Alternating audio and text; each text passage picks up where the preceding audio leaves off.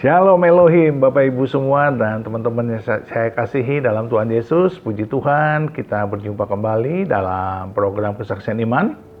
Saya percaya Bapak Ibu semua sehat ya, bahagia dan dalam perlindungan Tuhan yang sempurna.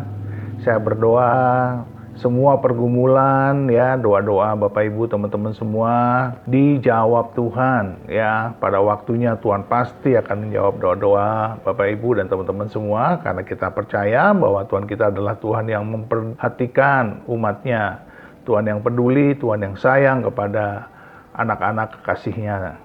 Saya bersyukur Bapak Ibu untuk dukungannya selama ini. Terima kasih sehingga pelayanan ini tetap menjadi berkat besar bagi banyak orang, sehingga biarlah itu terus menjadi berkat sampai pada kesudahannya. Puji Tuhan. Hari ini kita akan berjumpa dengan seorang ibu yang bernama Ibu Intan.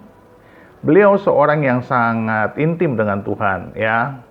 Kesaksian beliau ini cukup unik. Saya memperpendeknya karena beliau bercerita tentang dunia roh ya, bagaimana beliau dari kecil sering dijumpai oleh Tuhan Yesus dan bahkan diajar sendiri oleh Tuhan Yesus tentang firman Tuhan, tentang sabdanya. Dan tentu saja itu membuat hubungan beliau dengan Tuhan semakin dekat, semakin intim. Tetapi orang tuanya, terutama ibunya, tidak menyetujuinya, bahkan menolaknya secara keras. Ajaibnya ketika ibunya sedang dalam kondisi sekarat ya, mau dipanggil Tuhan, tiba-tiba ibunya minta maaf kepada Ibu Intan dan menyatakan bahwa Yesus Kristus itu adalah sungguh-sungguh Tuhan. Puji Tuhan, ini sebuah kesaksian yang luar biasa. Bagaimana cerita lengkapnya Bapak Ibu sekalian? Mari kita saksikan bersama-sama. Tuhan memberkati. Ya, puji Tuhan. Salam semuanya, selamat malam. Perkenalkan, panggil aja Intan saja itu. Aku ingin cerita dari awal sampai kenapa pada akhirnya aku terima Tuhan Yesus sebagai Allah dan Juru Selamatnya aku. Aku lahir dari keluarga Islam, Islam ya cukup fanatik ya, karena ibuku kan pengawas di Departemen Agama sini. Jadi dia itu khusus untuk pendidikan agama Islam dan ditempatkan di kecamatannya aku tinggal ini. Jadi dari kecil emang sudah dididik secara Islam kuat ya. Cuma ya aku itu emang dari kecil kan sudah terlihat gini, jadi punya sifat pemberontak, mungkin bisa dikatakan seperti itu. Jadi orangnya itu emang nggak mau nerima apapun tanpa ngerti gitu. Itu udah dari kecil seperti itu. Contohnya misalnya TK aja daftar tuh nggak mau diantar gitu kan, daftar sendiri tuh benar-benar padahal masih kecil sudah seperti itu. Begitu juga SD itu. Jadi orangnya, anaknya itu dulu waktu kecil emang pendiam gitu. Aku emang pendiam, cuma badung gitu. Bandel, nggak ada takutnya, pemberani gitu kan. Dan ibu tahu itulah, ibu tahu itu. Ayah juga tahu, cuma aku emang dekat sama ayah. Kalau ayah ini nggak terlalu fanatik ya di agama. Hanya ibu ini yang ngedidik aku itu. Jadi gini, ibu itu ngajarin Al-Quran sama aku tuh dia sendiri, karena dia kan guru ngaji gitu kan, ustazah juga suka suka ngajarin anak-anak sekitar sini ngaji Al-Quran gitu, ntar jelasin gitu. Cuma aku dasarnya emang dari kecil tuh kalau misal nggak masuk di akalnya aku tuh nanyanya ya nanya itu ceplas-ceplos yang bikin ibu kadang marah kan. Dan dia tuh galak ya gini, misalnya nggak akunya ceplos gitu, nggak sesuai dengan dia yang maunya dia itu, mainnya main sabet gitu. Jadi kalau ngajarin ngaji tuh di sampingnya tuh ada sulak gitu untuk nyapet aku kalau misalnya meleng sedikit. Itu misalnya gini kan, kalau ibu ngajarin aku misalnya hafalan eh, kalau Al-Fatihah kan udah biasa gitu, misalnya hafalan surat apa gitu kan. Itu nanti dia jelasin artinya. Nah, nanti misalnya aku matanya meleng, misalnya disamperin teman-teman, Intan, Intan, terus meleng. Itu langsung sapet, itu harus. Pokoknya anak-anaknya tuh harus ngerti, harus merhatiin apa yang dia ajarkan. Kalau habis maghrib itu, kalau habis maghrib itu kita diwajibkan untuk ngaji ya, itu wajib. Dia yang ngajar sendiri. Tapi herannya kenapa kerasnya cuma sama aku gitu. Kalau sama kakak-kakakku enggak gitu. Jadi memang kayaknya memang waktu itu kan aku dipersiapkan biar aku tuh jadi gantiin dia gitu. Cuma kan ternyata takdir berkata lain gitu kan. Karena aku ternyata jadi penentang gitu kan. Nah, aku SD itu belum ngerti apa-apa, jadi ya layaknya anak-anak kecil main gitu kan. Cuma emang ini aku suka baca-baca dari SD itu kan, suka baca buku, jadi bisa cerita tentang Mahabharata, tentang Ramayana itu dari kecil udah ngerti karena ayah kadang-kadang cerita. SD itu nggak ada apa-apa yang aneh gitu, aneh-aneh tentang ajaran-ajaran agamaku dulu. SMP itu baru baru ada yang udah mulai remaja gitu kan. Jadi aku remaja itu kan guru agama jelasin gitu kan. Ya istri-istri Nabi gitu.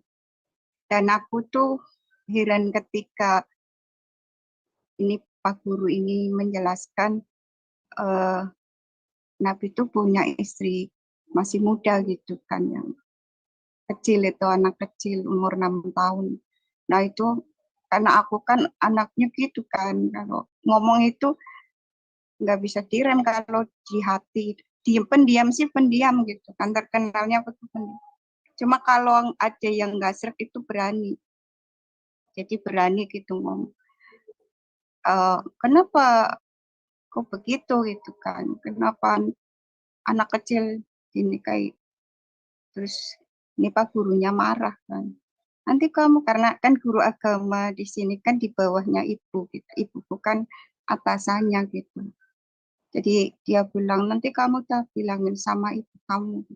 Tapi aku tenang gitu karena mungkin sering digalakin ibu jadinya nggak mempan lagi hal-hal yang misalnya bentakan atau apa itu nggak ada emosi lagi, aku tuh nggak ada takutnya.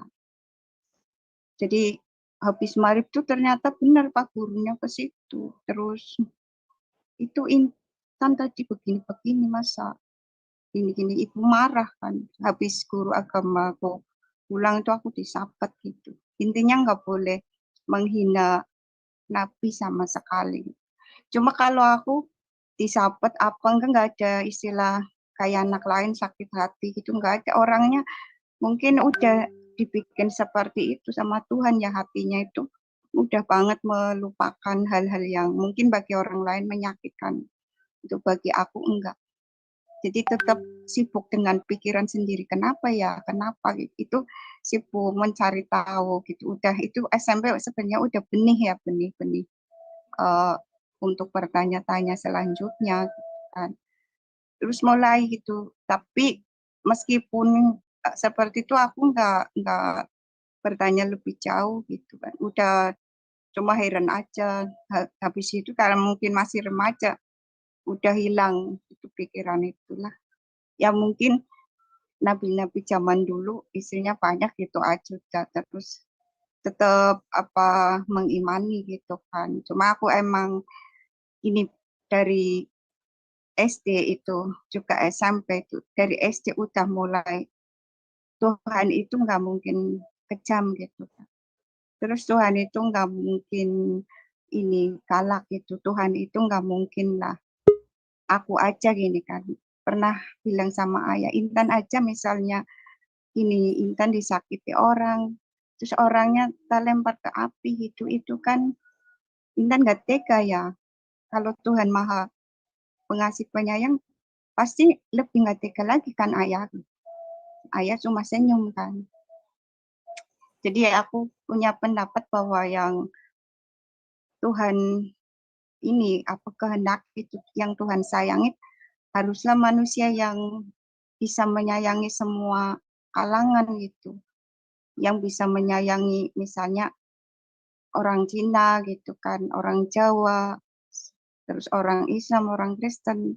itu mengasihi, itu pasti Tuhan seperti itu kan, nggak mungkin Tuhan tuh pilih kasih, itu udah punya pikiran seperti itu padahal masih kecil kan, cuma kan karena aku orangnya diem, anaknya diem, jadi semuanya itu hanya terpendam, paling-paling hanya bicara sama ayah kan gitu, karena memang aku sangat dekatnya sama ayah, bahkan mungkin dibilang anak kesayangannya ayah gitu kan, karena ayah janjikan tidak akan pernah marah apapun yang kesalahan yang aku lakuin, karena pernah dibentak sekali aku sakit keras.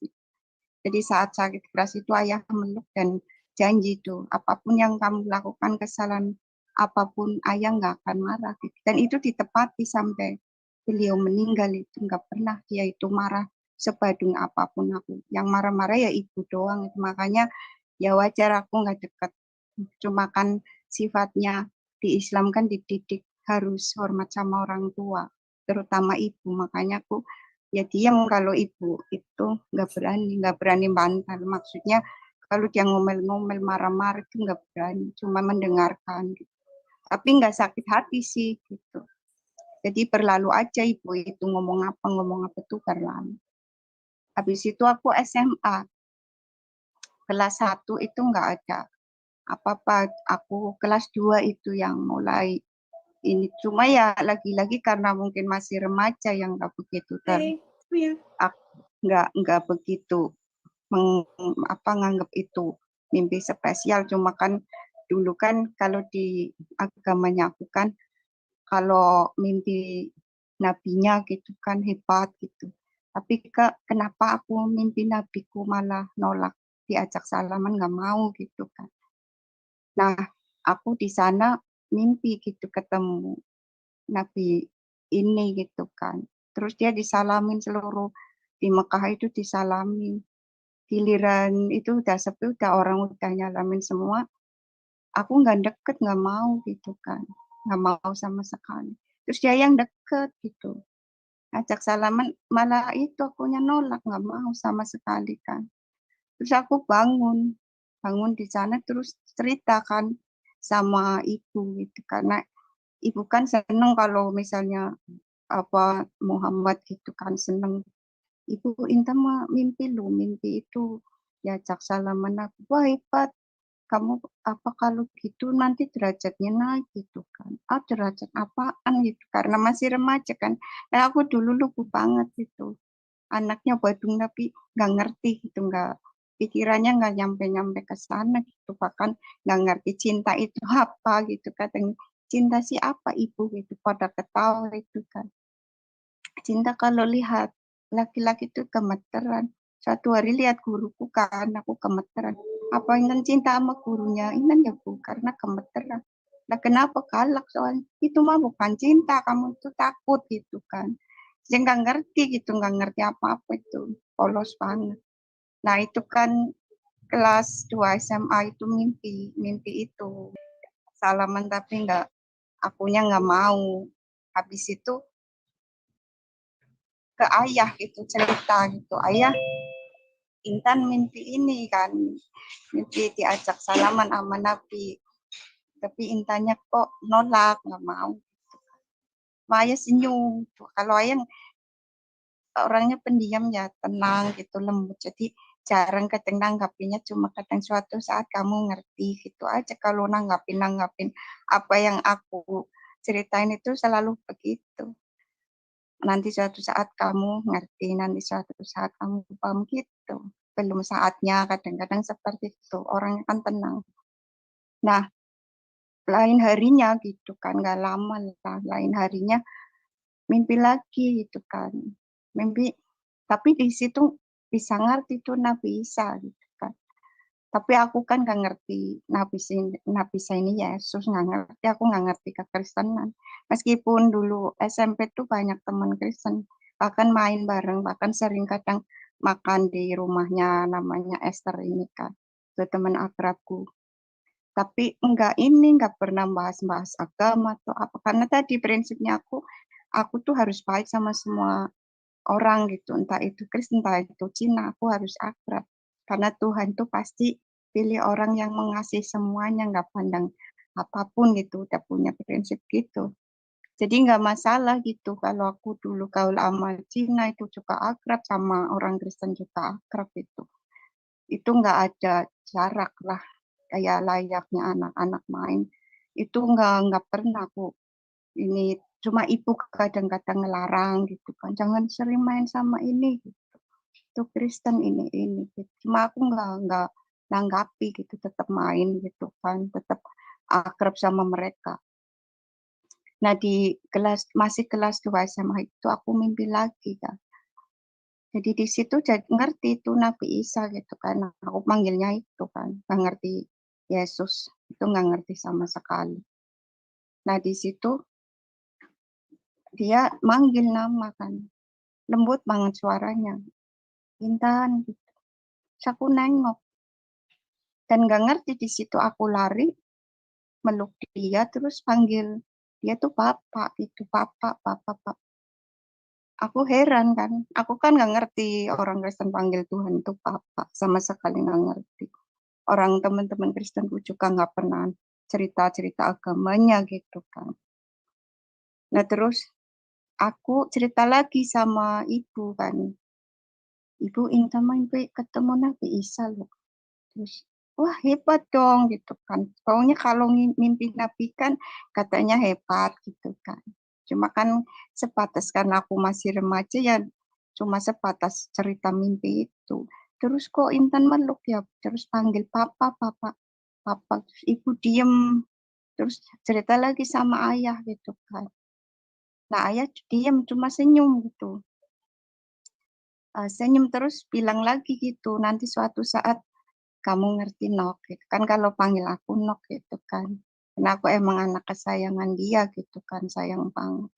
Apapun yang aku minta kalau dia aja itu diturutin semua itu ayah. Bahkan pernah gaji sebulan itu dikasihkan ke aku semua, sampai ibu ngamuk-ngamuk gitu.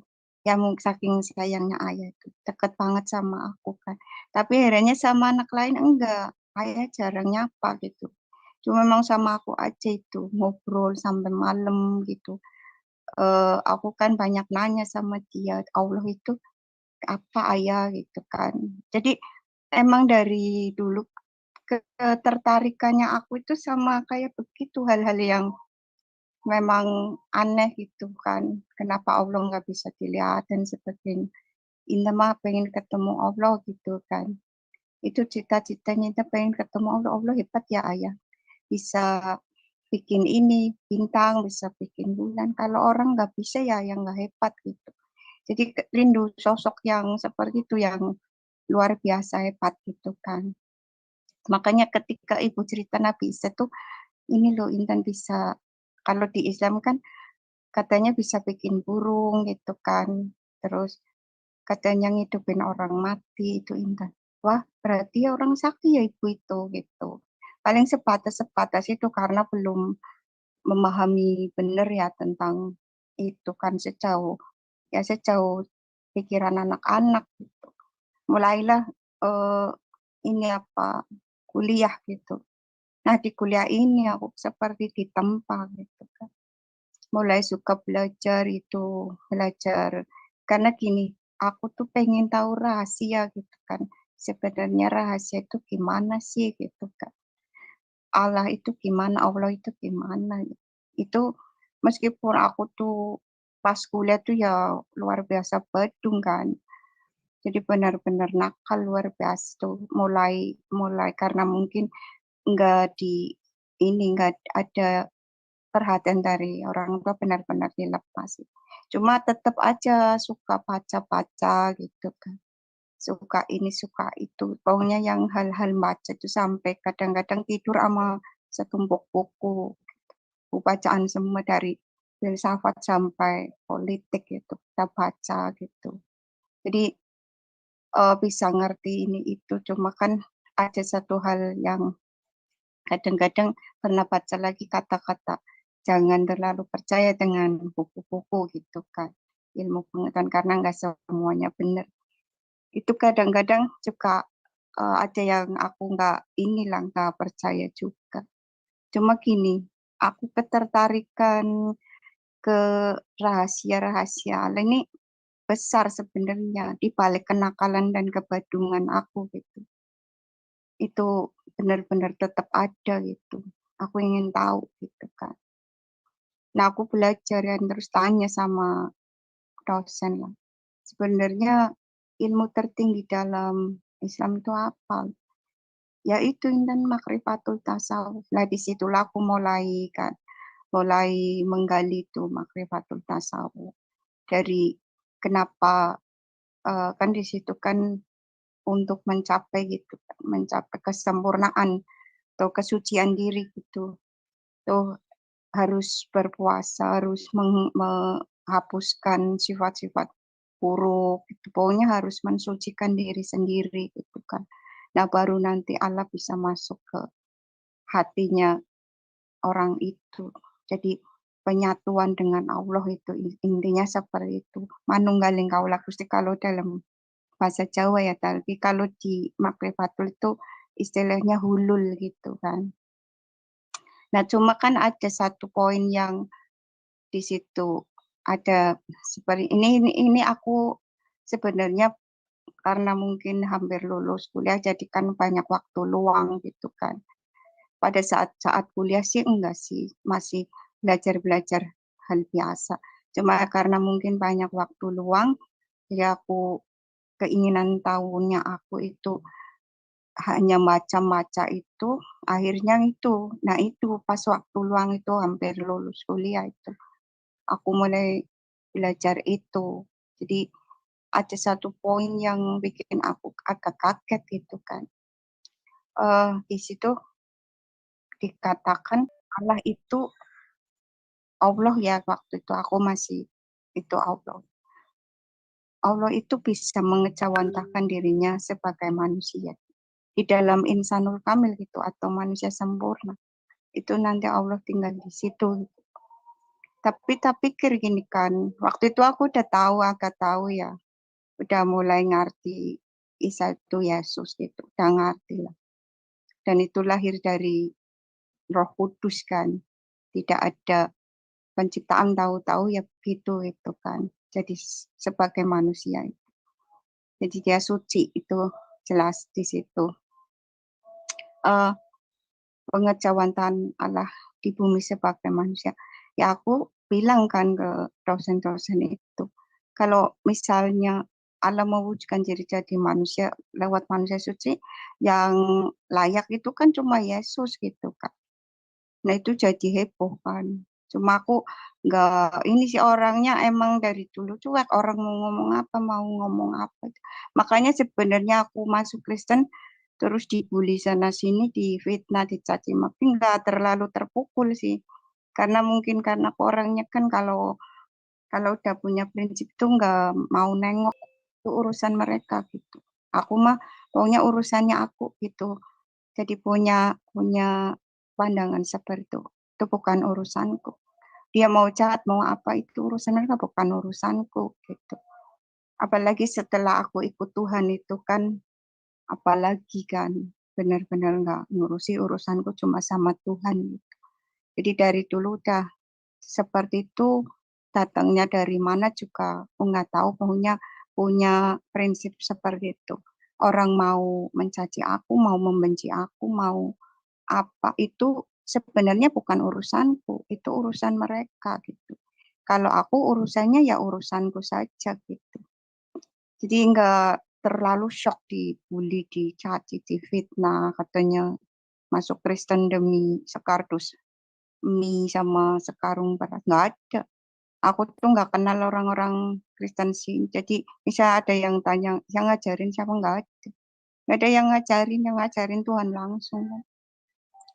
Nah, di situ kan aku jadi makin gini loh. Iya ya maksudnya kok pengejawantan Allah itu bisa di muka bumi sebagai manusia sempurna insanul kamil. Padahal kan aku tahu manusia sempurna itu ya cuman Isa ini, Yesus ini gitu. Itu udah mengganggu, mulai ganggu gitu kan. Terus keinginan tahuan aku besar banget sampai-sampai akhirnya gini aku cari pendeta gitu, ingin pinjam Alkitabnya gitu. Ini ketemulah satu gereja kan yang dekat dengan kampusnya aku itu. Aku pinjam Alkitabnya gitu. Cuma kan apa ya, karena mungkin tebel gitu kan, ada perjanjian lama, ada perjanjian baru. Aku tertarik cerita Nabi Musa aja tuh. Jadi baru baca sampai kisah Nabi Musa, nggak baca perjanjian baru, enggak. Habis itu udah tutup. Alkitabnya nggak pernah aku buka-buka lagi.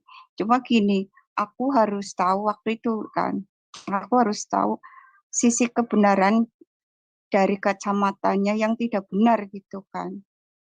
Karena dengan itu aku sudah punya pemahaman begitu gitu.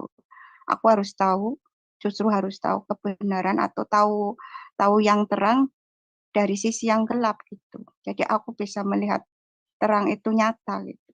Aku harus tahu kebenaran itu justru dari yang paling tidak benar, dan itu kan iblis gitu kan.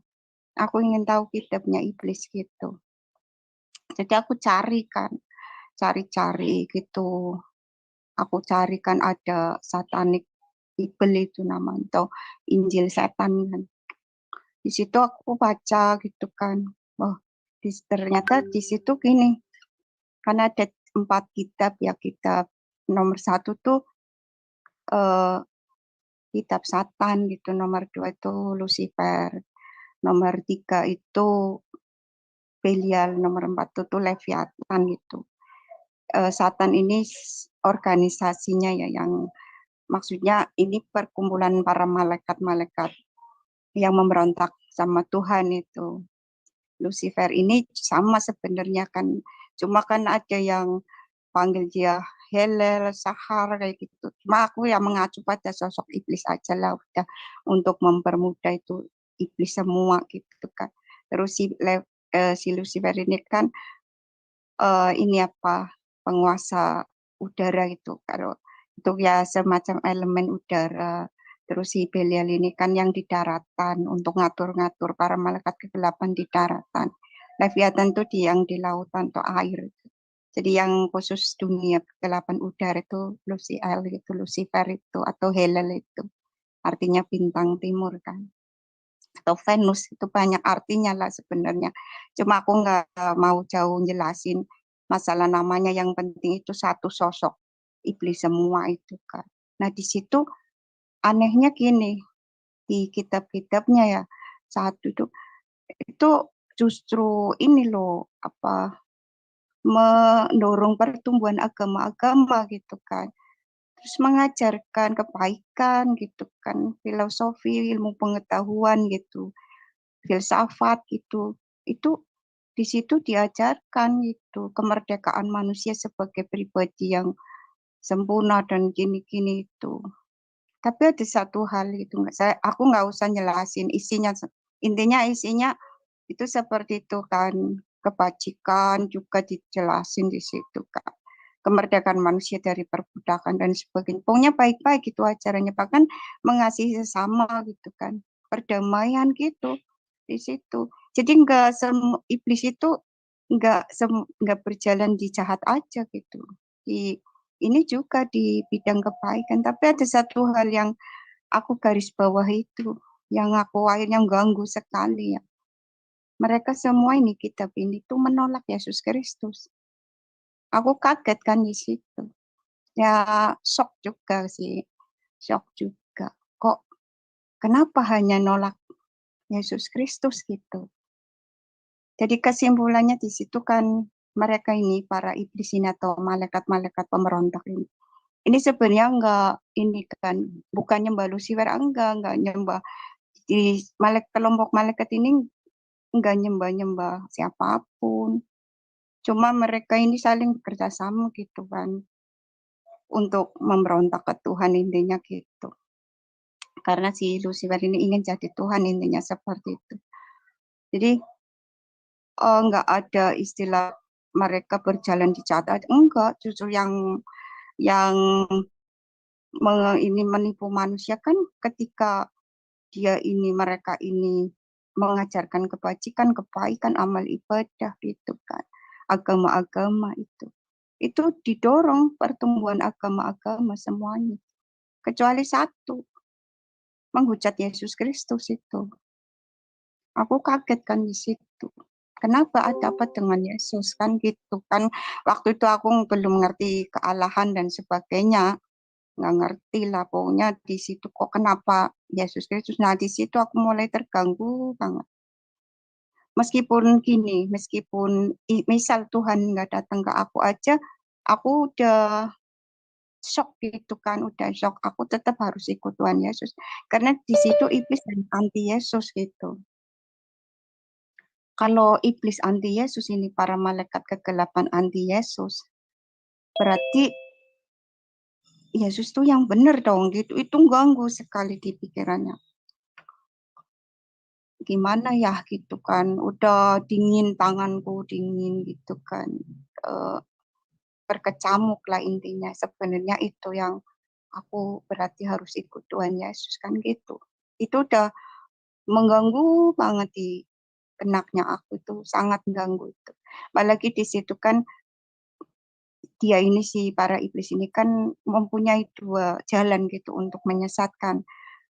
Di situ dikatakan begitu di risalahnya ya. Jadi jalan ateistik dan jalan teistik gitu. Jadi memang di ateistik ini yang justru terang-terangan menolak Yesus Kristus. Tapi yang teistik ini kan lewat jalur agama gitu. Jadi itu yang membahayakan kan yang di situ. Lewat jalur agama, ngajarin yang benar gitu, jalan kebenaran. Seolah benar gitu kan, seolah benar gitu. Kebaikan, kebijaksanaan gitu. Terus amal ibadah gitu, dan sebagainya. Pokoknya yang baik-baik gitu, kelihatan perbuatan baik gitu. Tapi nolak Yesus gitu. Jadi jalurnya dua, jalur ateis sama jalur justru nggak ateis, jalur agama ateistik gitu. Aku nambah shock kan, kenapa ya? Kenapa mereka hanya anti itu? Nah aku ungkapin itu kan, pulang ke rumah gitu kan, karena memang nunggu wisuda aja. Aku minta izin sama ibu itu. Ibu Intan, gimana kalau ikut Kristen gitu, ikut Tuhan gitu. Intan masuk Kristen. Oh, marah-marah dia kan. Mending aku kehilangan telur satu gitu istilahnya gitu. Itu sama aja anak satu. Karena aku takut kualat gitu. Aku mundur lagi gitu. Tuh gimana ya? Gak diizinin gitu. Aku takut kualat gitu. Ah mungkin kalau nanti aku udah kerja gitu. Nekatnya aku gitu. Cuma aku curhat kan sama temen lah. Ini ibuku gini. Udah terus kamunya gimana gitu kan. Aku nggak berani nanti kualat ya gitu. Aku takut lah gitu. Udahlah aku inilah maksudnya aku gini aja dah nggak punya agama gitu, agnostik aja udah. Aku tetap berjilbab dan sebagainya, tapi aku udah nggak mau lah gitu. Aku sebenarnya mau Kristen gitu tuh udah dari dulu. Terus kerja itu eh izin lagi udah kerja kan ibu, Intan tak Kristen, marah-marah lagi gitu. Kalau kamu Kristen mendingan apa nggak punya anak kamu gitu. Akunya takut lagi kan, mundur lagi, maju mundur berkali-kali. Akhirnya jadi perdebatan sering, karena aku tuh kan kalau udah gitu tahu kok apa aku harus dipaksa begini gitu kan. Jadinya sering debat, sering kritik gitu kan. Kritik-kritik ajaran bahwa di luar Yesus itu salah, soalnya kan iblis itu nyiptain agama Bu ini untuk biar manusia itu sebenarnya tujuannya satu, biar manusia itu menolak Yesus Kristus gitu. Ya marah-marah gitu, nggak percaya. Cuma kadang-kadang ya aku tetap berani gitu kan ngomong apa adanya yang aku tahu. Iblis itu cuma anti Yesus loh gitu gitu. Tapi dia kadang diem gitu karena akunya nyerocos terus kan tuh, dan baca ini di kitab satanik ini tuh namanya ini itu. Aku rinci cuma nggak usah dirinci di sini. Kalau mau tahu silahkan cari sendiri. Cuma kalau di Google mungkin udah diringkas ya. Kalau aku dulu kan bacalah ada risalah itu kan ada. Nah terus habis itu dah aku rumah tangga dan sebagainya itu kan. Terus hancurlah berkali-kali gitu kan. Kayaknya nggak tenang gitu hatinya. Nggak ada ketenangan, nggak ada kedamaian. Gitu. Kok aku nggak tenang, nggak damai gitu. Sampai suatu hari eh, ibu itu mau meninggal. Gitu. Itu ibu mau meninggal. Aku dipanggil kan. Dia itu nggak pernah loh ke aku tuh lembut gitu kan. Orangnya kan keras, kaku gitu. Tapi pas besok mau meninggal tuh manggil. Secara khusus itu nggak ada orang. Makanya saudara sudah ngatain aku halu itu. Ibu nggak pernah ngomong. Tapi itu benar-benar ibu manggil. Aku berdua, hanya berdua. Sini kamu mau lanjut gitu kan. Iya ibu, Intan mau lanjut gitu. Terus dia gini, minta dicium ibu nok. Tak cium, terus minta dipeluk ada apa. Ibu minta maaf gitu. Itu kamu yang benar, ibu yang salah gitu. Itu jelas banget. Kamu yang benar, ibu yang salah. Kamu lanjut. Iya bu, udah lanjut aja tapi ibu nggak bisa nampingin. Kamu tahu ya resikonya.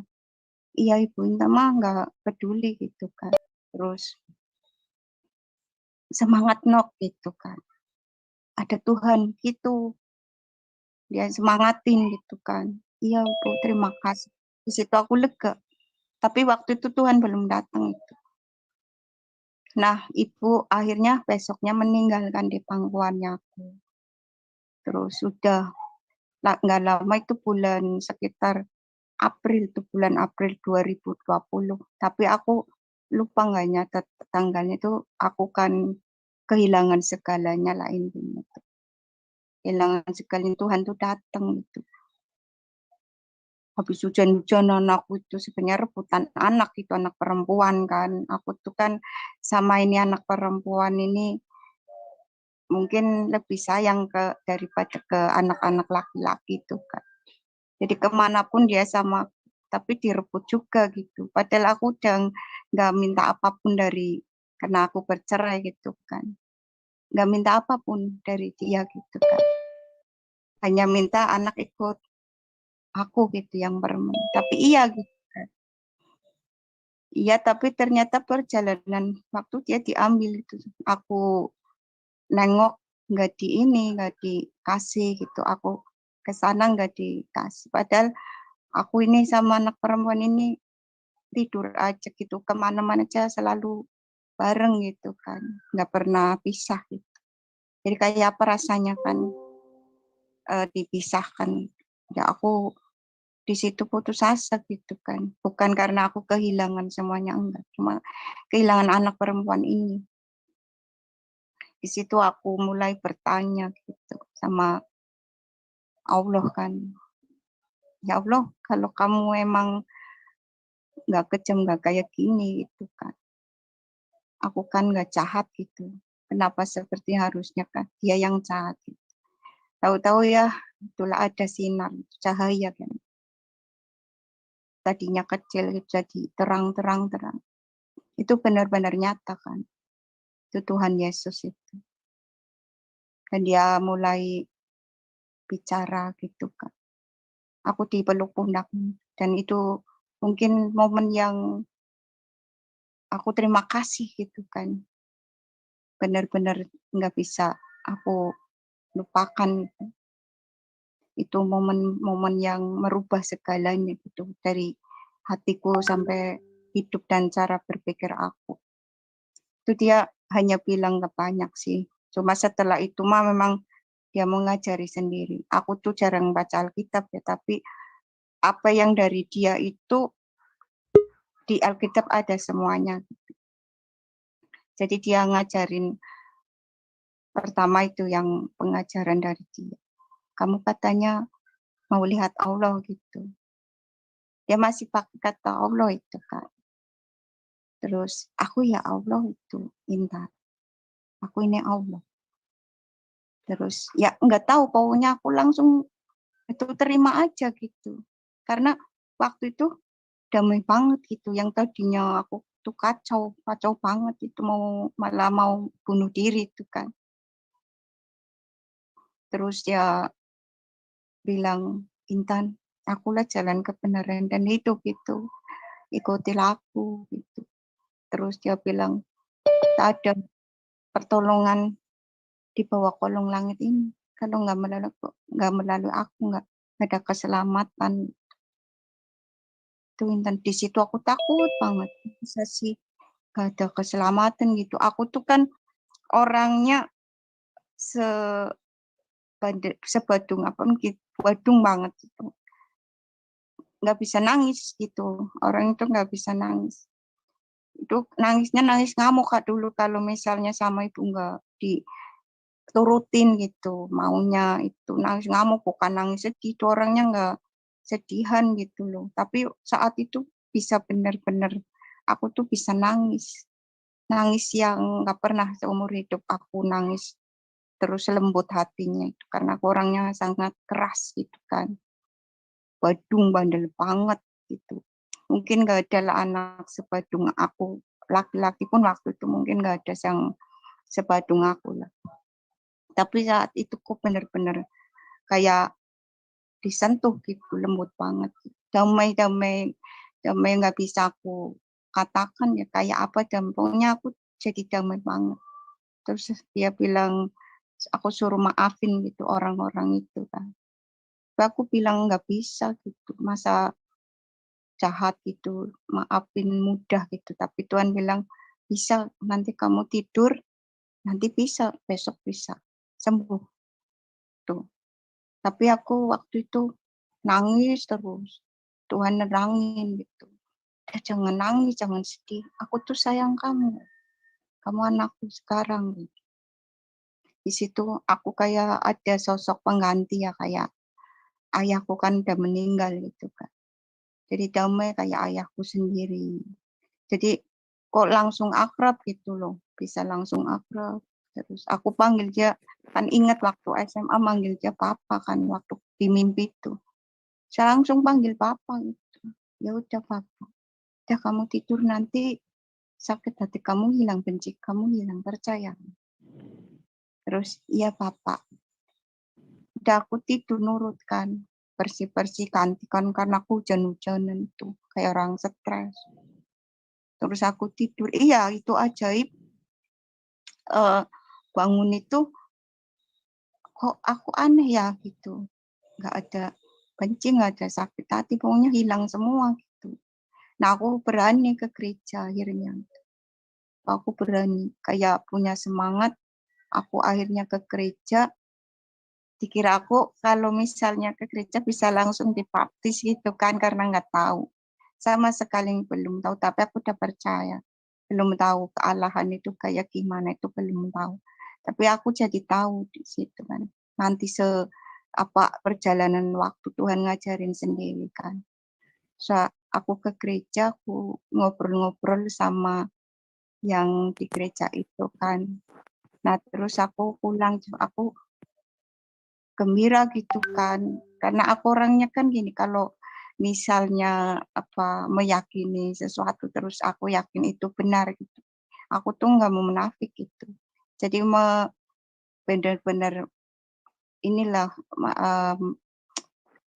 terbuka gitu kan. Nah aku langsung di Facebook itu juga I love you Jesus gitu tuh kan bikin kaget dan upload tentang Tuhan Yesus. Cuma kan karena belum ngerti banget tentang kekristenan kan paling-paling itu I love you Jesus dan sebagainya.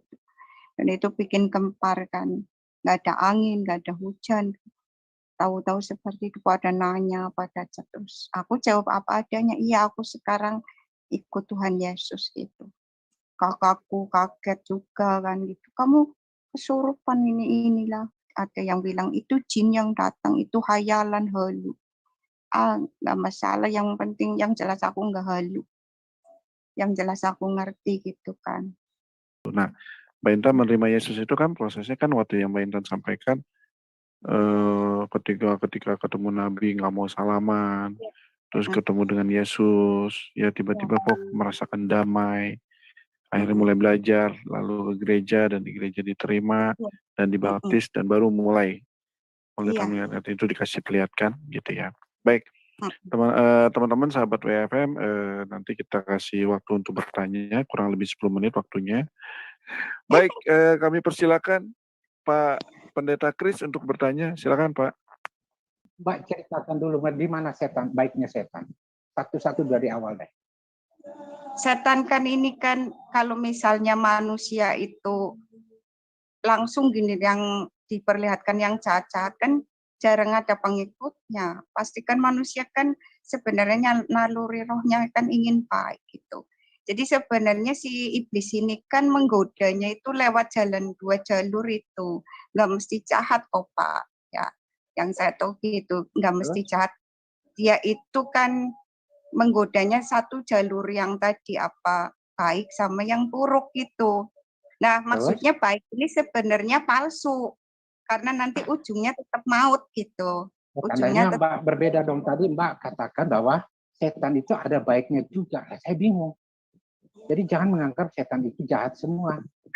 Ya, semua itu setan. Ngajarin kebaikan, bukan ada baiknya, ngajarin kebaikan gitu loh. Iya, ngajarin kebaikan cuma satu saja yang dia salahnya. Kata Mbak tadi awal. Satu saja. Dia tidak menerima Yesus. Tandanya ada baiknya juga dong. Ya kan gini Pak, maksudnya itu kan dibungkus dengan ajaran-ajaran baik, tapi ujungnya kan sama, nolak Yesus kan. Artinya gini, sebenarnya tujuan si iblis ini kan biar manusia itu masuk alam maut semua. Itu tujuannya begitu. Tandanya tadi Mbak. Mbak tadi ngomong kan bilang, dari saya juga belajar dari Satanic Bible, kayak Lafayette.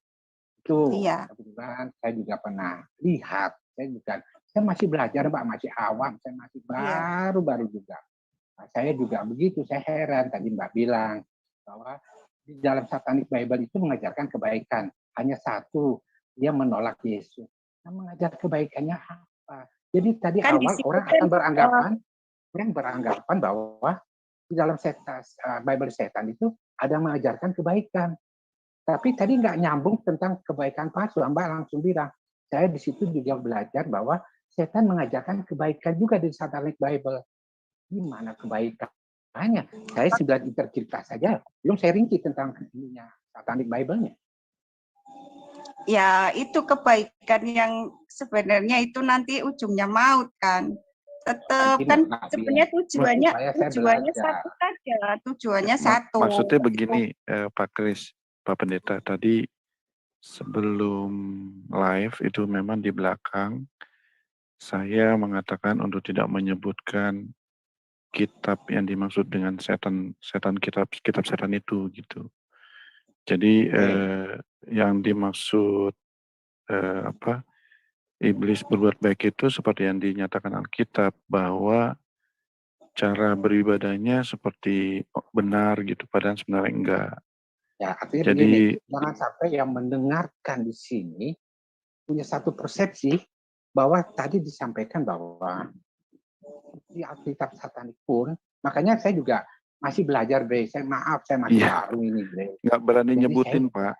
Karena nanti takutnya jadi masalah. Jadi masalah. Yang kedua tentang Eli sama Tani.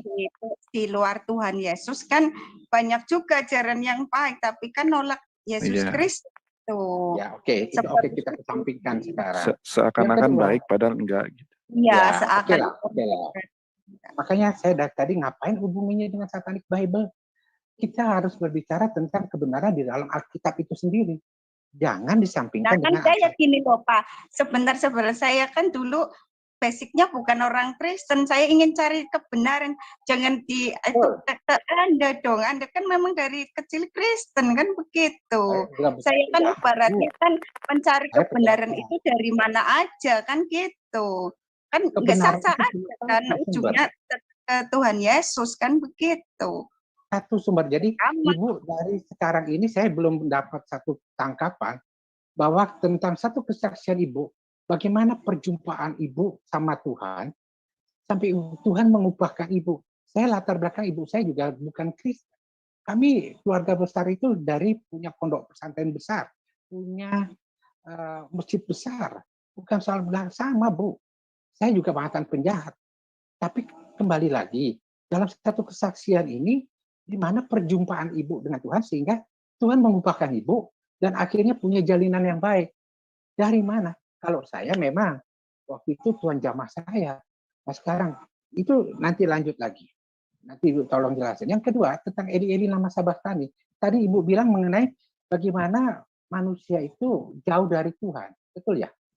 Iya, itu penderitaan yang paling inilah menyakitkan kalau kita itu jauh sekali dari Allah gitu kan, terputus gitu, malah terputus dengan Allah itu kan gitu. Saya juga masih pernah belajar, saya pernah dengar. Eli lama sabachthani, Tuhan Tuhan di manakah engkau? Artinya Yesus pertama memang disalibkan untuk kita. Yesus datang bukan menggenapi hukum Taurat, menggenapi yang kedua. Ya, terus yang ketiga, arti kata Eli lama sabachthani, kemanusiaannya Yesus. Iya, kemanusiaannya kan tadi aku tapi bilang hubungannya tentang dosa. Kalau dosa itu lain lagi ceritanya. Dosa itu memang Tuhan sudah tanggung. Yang seharusnya kita disalib, kita yang digantung, kita yang disisa, diambil alih sama Tuhan. Tapi waktu kata-kata Eli lama sabachthani, itu menggambarkan bahwa secara kedagingan manusianya dia, waktu disalibkan, dia hanya begini, Tuhan, aku sakit Tuhan. Maksudnya kata-kata ungkapan sebagai manusia, engkau di mana Tuhan? Bukan hubungannya dengan masalah akibat dosa. Tidak ada. Tuhan mati itu karena dosa. Tapi ucapan itu menyatakan kemanusiaannya dia. Kedagingannya dia sebagai manusia 100%. Aku sakit Tuhan, di mana engkau? Bapak, tapi kalau itu kan aku Tuhan sendiri yang jelasin itu puncak dari rasa sakit itu adalah terpisahnya gitu. Ya aku nggak ngerti Bu. Ya. Artinya begini Bu, saya juga belajar Bu. Jadi kalau untuk menyampaikan ada dari tadi saya juga belajar. Soalnya saya itu nggak ada Ibu, saya belajar dari Ibu juga. Saya juga belajar dari Ibu bahwa apa namanya? Anda belajar dari saya tapi dapatin saya kan gitu. Betul, tapi ada hal juga saya juga belajar dari ini supaya kita satu persepsi Bu. Jangan semua orang nggak bisa loh, kita itu kan satu persepsi, nggak bisa. Semua manusia itu nggak bisa satu persepsi, tapi bagaimana beriringan dengan banyak persepsi, tapi beriringan sama. Tujuannya cuma satu saja, Tuhan Yesus kan gitu. Ya, betul, satu persepsi tentang kebenaran karunia roh itu Pak Kris. Karunia roh itu antara satu dengan yang lainnya itu beda. Bahkan kadang-kadang menerangkan ke aku seperti itu, menerangkan ke temanku. Tapi kan tujuannya sama sampai ke dia. Karunia roh gimana, Bu? Maksudnya gimana maksudnya? Ya kayak begitu yang dijelasin Tuhan dengan kata Tuhan ke aku sama temanku aja beda itu. Tapi tujuannya sama, itu untuk memperteguh cinta kita sama dia gitu. Ya, artinya saya juga belajar. Iya gitu. Tujuannya kan yang penting ke Tuhan Yesus, jangan sampai kita lepas dari cinta kita ke dia kan. Lain kita. Begini, Bu. Dalam menyampaikan ini supaya kita satu persepsi, jangan sampai versi Ibu dari untuk datang ke Tuhan Yesus itu melewati benua Afrika. Tapi satu versi lagi Tuhan Yesus bilang satu titik aja, saya dasarnya dari sini. Tapi kita kalau maaf Bu, saya minta maaf sebelumnya. Kalau ngelambung sampai orang bingung, ada hal-hal yang baru yang Ibu sampaikan tadi. Ibu baru tadi Ibu menyampaikan sampai menyebut Bible lah apapun, orang akan akhirnya yang tadinya sumbernya satu, kebenaran firman Tuhan. Tapi ada hal-hal baru yang Ibu sampaikan, saya juga akhirnya tertarik untuk kok bisa sampai ke sana ke sini. Gitu loh Bu, maaf sebelumnya. Ya nggak apa-apa sih. Coba kan kalau aku gini, orang mau percaya atau tidak itu bukan urusanku karena gini, kalau aku tujuannya biar gini, orang tuh ngerti bahwa iblis tuh hanya anti Tuhan Yesus saja gitu. Berarti kan Tuhan Yesus itu kebenaran satu-satunya. Jadi tujuannya itu. Jadi di luar Tuhan Yesus itu ya kebenaran satu-satunya lah yang harus kita pegang teguh. Maksudnya Ya kalau memang saya juga bangga sama Ibu, saya bangga sekali bahwa satu komunikasi yang luar biasa Ibu dengan Tuhan Yesus. Hanya saya mau belajar juga. Yang Tuhan Yesus ngajari itu sebenarnya kebenaran itu apa maksudnya? Karena banyak orang bilang tentang kebenaran. Nah, kebetulan saya bangga sama Ibu, Tuhan Yesus sering berjumpa dengan Ibu. Yang saya mau Kalau belajar. sama Menurut aku Ibu itu kebenaran itu apa? kalau ke aku ya Tuhan itu menekankan gini. Intinya gini loh. Intinya kalau ke aku seringnya gitu menekankan sekali aku itu tenggelamkan diriku sendiri gini kan. Ke dalam cinta dia benar-benar keakuannya aku itu mati itu yang ditekankan Tuhan agar gini firman-Nya dia gitu Bapa di dalam aku dan aku di dalam kamu itu benar-benar nyata itu menyatu. Jadi dia yang benar-benar satu-satunya yang hidup di dalam aku. Itu yang ditekankan Tuhan. Iya, Gitu. iya. Jadi benar-benar firman dia akan hidup di dalam aku setelah akunya mati. Itu yang barulah nanti itu yang dinamakan jalan kebenaran dan hidup karena aku itu satu-satunya yang hidup di dalam kamu gitu. Itu yang Tuhan tekankan itu. Intinya terus dua jadilah manusia roh jangan manusia daging itu seperti itu. Karena aku adalah itu. Iya. Jadi di luar itu misalnya maaf ya Pak perdebatan tentang ayat ini, ayat itu gitu. Kalau misalnya kita dan saya juga belajar Bu, saya pengen belajar Bu dari Ibu. Tapi ya itu penekanannya kebenaran gitu ya, kebenaran yang diterapkan sangat ditekankan Tuhan itu berkali-kali itu malah ya ke aku itu ngomong begitu, pokoknya kamu itu tenggelam sama aku sampai keakuan kamu mati gitu. Baru aku yang hidup di dalam kamu satu-satunya. Aku yang hidup di dalam kamu. Mati, baru Tuhan Yesus hidup dalam kita. Iya, keakuan kita mati. Maksudnya bukan mati, meninggal dunia bukan gitu. Mati keakuannya kita semua, kehendak kita gitu kan. Cuma ya jujur, aku belum sampai ke situ dalam tahap-tahap gitu kan. Kadang-kadang kan kita itu manusia biasa ya kadang-kadang. Ya itu kan kadang-kadang kita masih ada masalah gitu kan. Mikir lagi, padahal itu udah tapi terus kembali lagi ke Tuhan, udah terserah Tuhan gitu kan.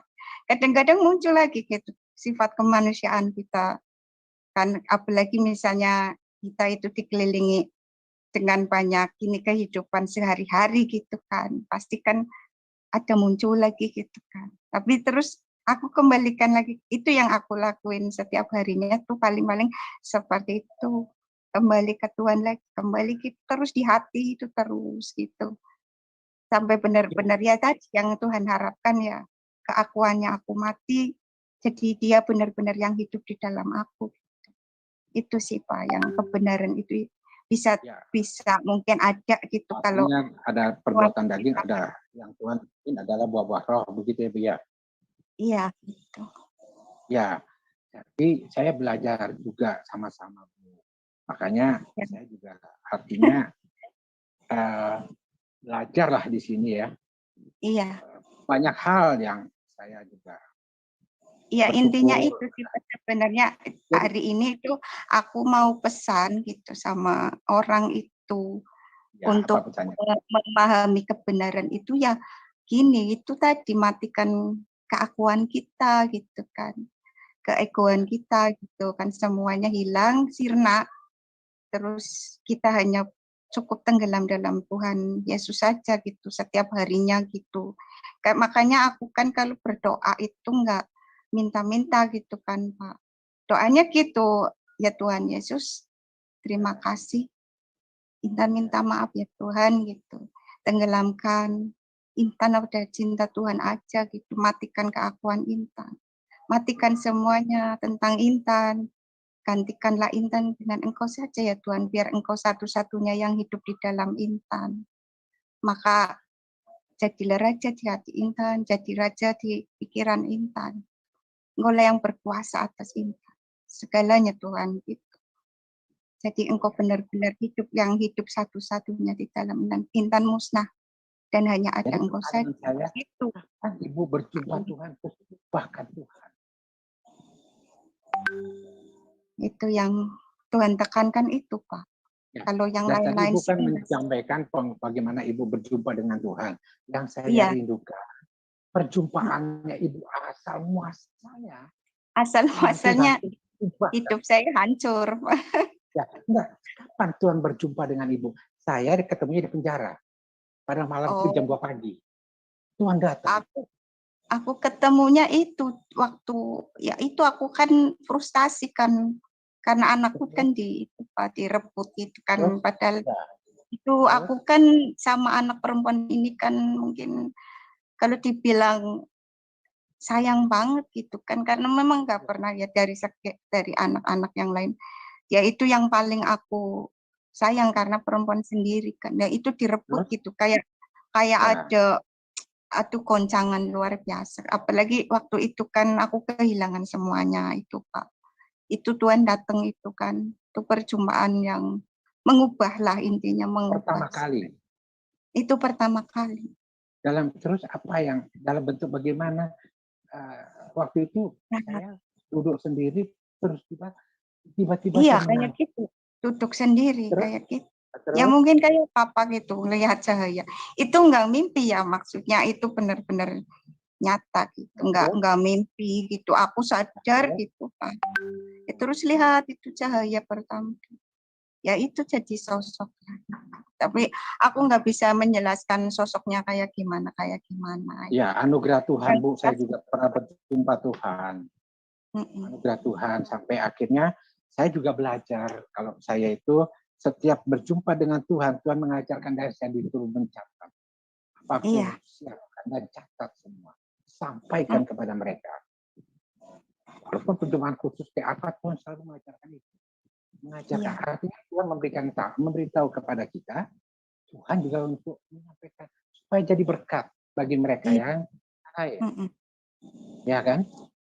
Iya, cuma kan kadang ada yang debatin gitu. Karena kan ada juga yang ada sebagian orang yang nggak percaya karunia roh kan juga ada, Pak. Karunia roh itu gimana maksudnya? Ya, ada yang orang nggak percaya karunia roh itu ada.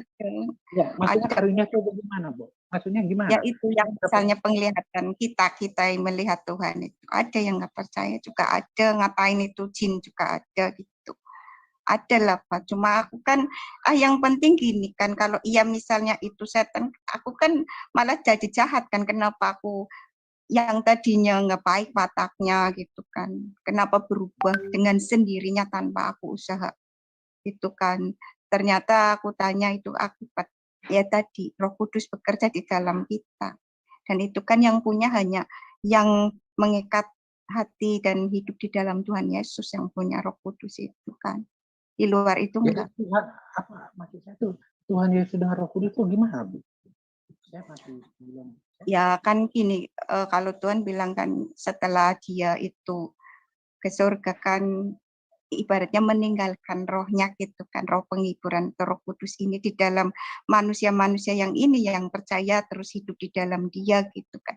Jadi ini nanti yang ngajarin sebenarnya semua orang Kristen tuh punya ya yang memang hidup di dalam Tuhan itu nanti dia yang ngajarin sendiri gimana kita melangkah gitu. Tapi kenapa orang nggak percaya itu bisa gitu loh. Padahal kalau aku kan gini Pak, kalau aku pribadi nanya gitu, kalau mau apa nanya gitu. Kalau di sini di hati kita gitu, Roh Kudus bilang jangan itu jangan gitu, seenak apapun itu kalau misalnya di sini nolak ya, aku nggak akan jalani itu. Intinya seperti kalau dulu kan waktu aku masih di ajaran lama, pokoknya kehendaknya aku sendiri gitu. Makanya kadang-kadang ada masalahnya di situ kan.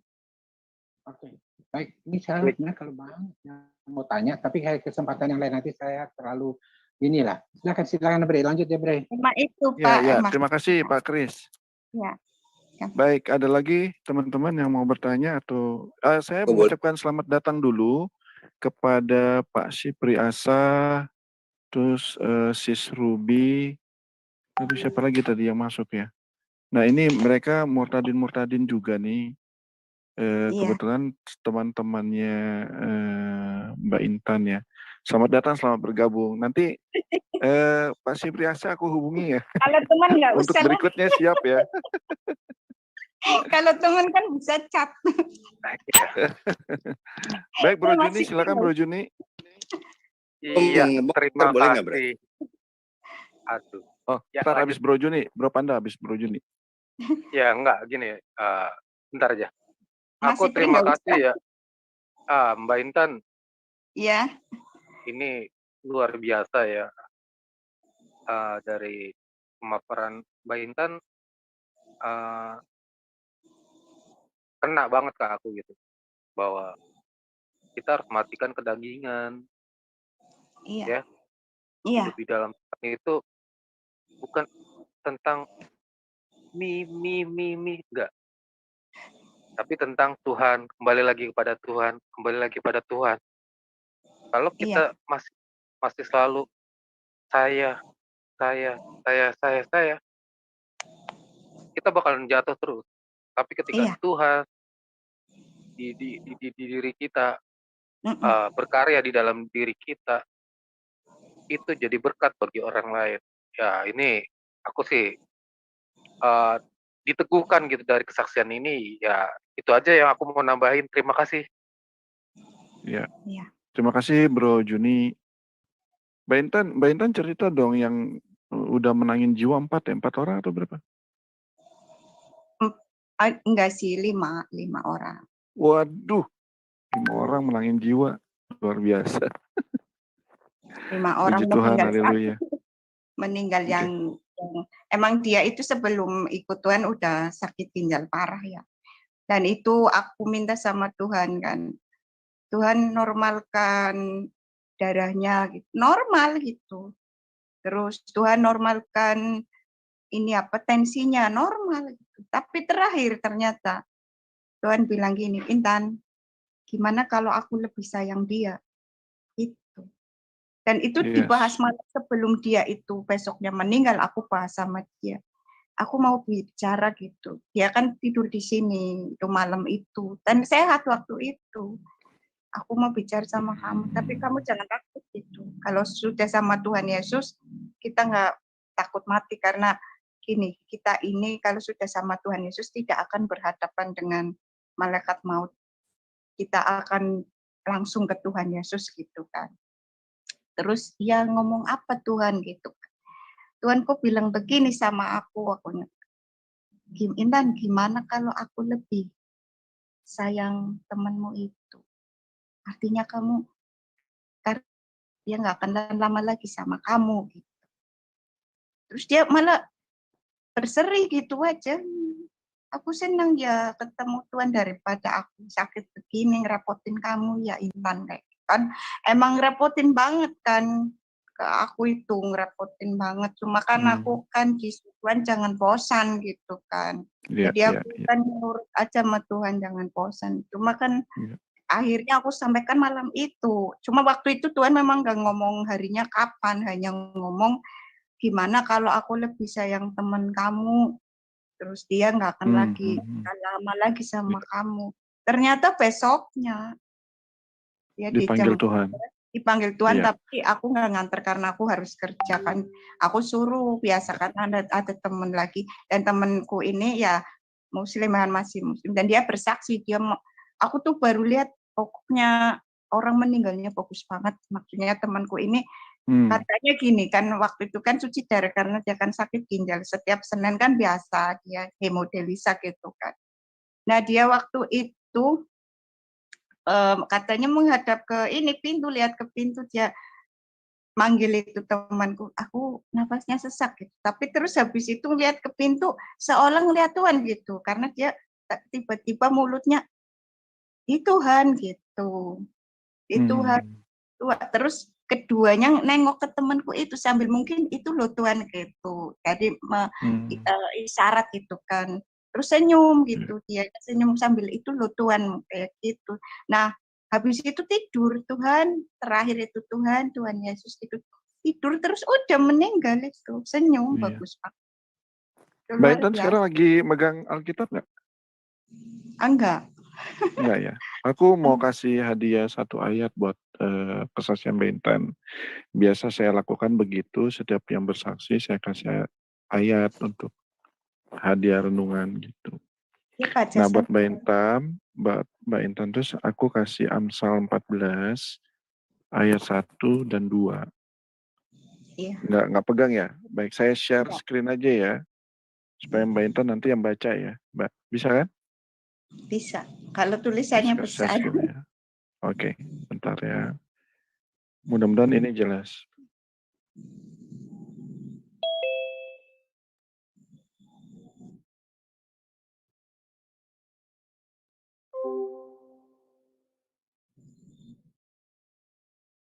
Ayat 1 dan 2.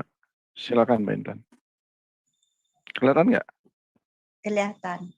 Perempuan yang bijak mendirikan rumahnya, tetapi yang bodoh meruntuhkannya dengan tangannya sendiri. Siapa berjalan dengan jujur takut akan Tuhan, tetapi orang yang sesat jalannya menghina Dia. Yes. Mudah-mudahan 2 ayat ini berarti di dalam kehidupan Mbak Intan.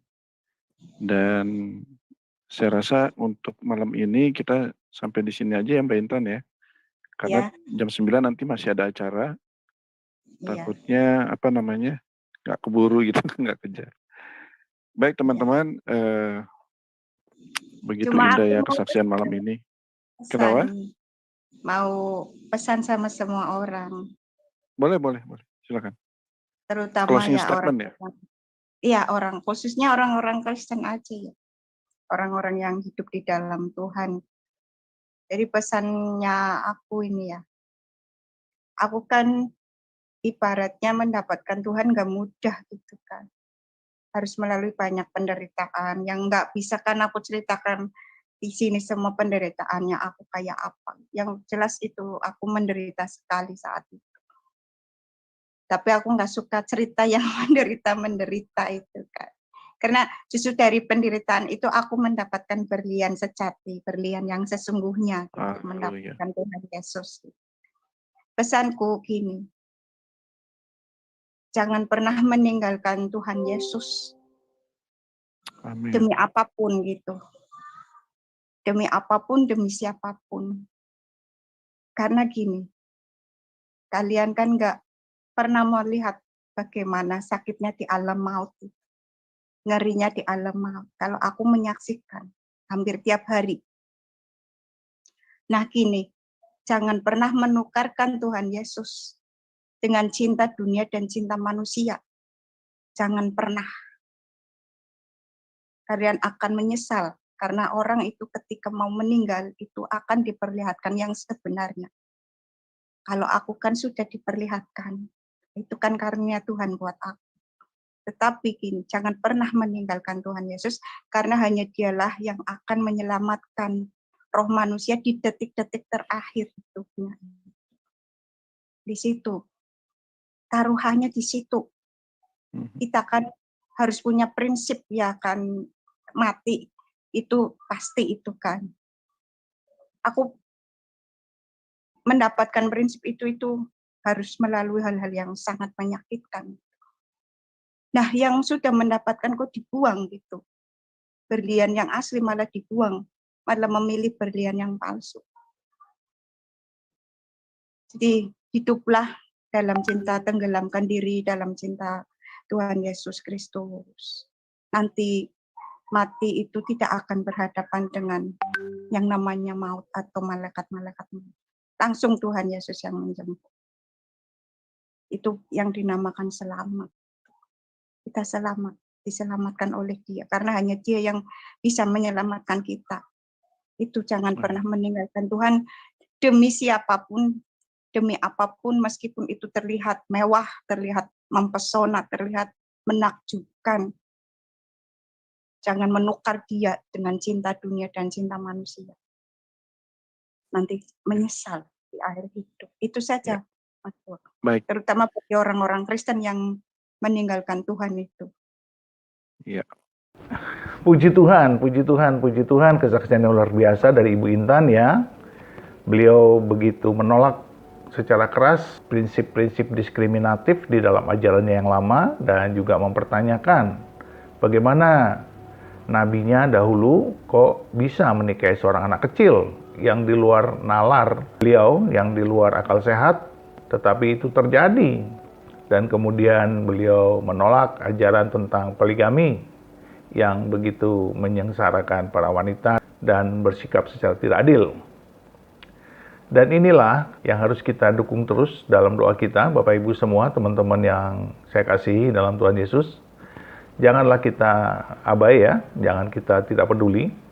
Ketika kita terus berdoa, Tuhan terus bekerja, dan kita tidak menyangka, kita tidak menduga bagaimana cara Tuhan bekerja, tetapi keajaiban Tuhan selalu menjamah setiap orang yang memang ingin diselamatkannya. Dan saya percaya setiap manusia di muka bumi ini ingin Tuhan selamatkan. Tetapi tinggal manusia tersebut apakah meresponnya dengan baik, apakah meresponnya dengan benar, atau menolaknya. Nah, itu yang penting.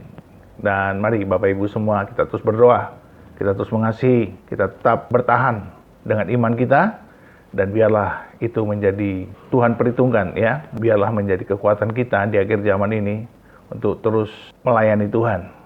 Tuhan memberkati kita semua di dalam nama Bapa dan Anak dan Roh Kudus, di dalam nama Tuhan Yesus Kristus. Haleluya, haleluya, haleluya. Amin, amin, amin, amin, amin, amin, amin, amin.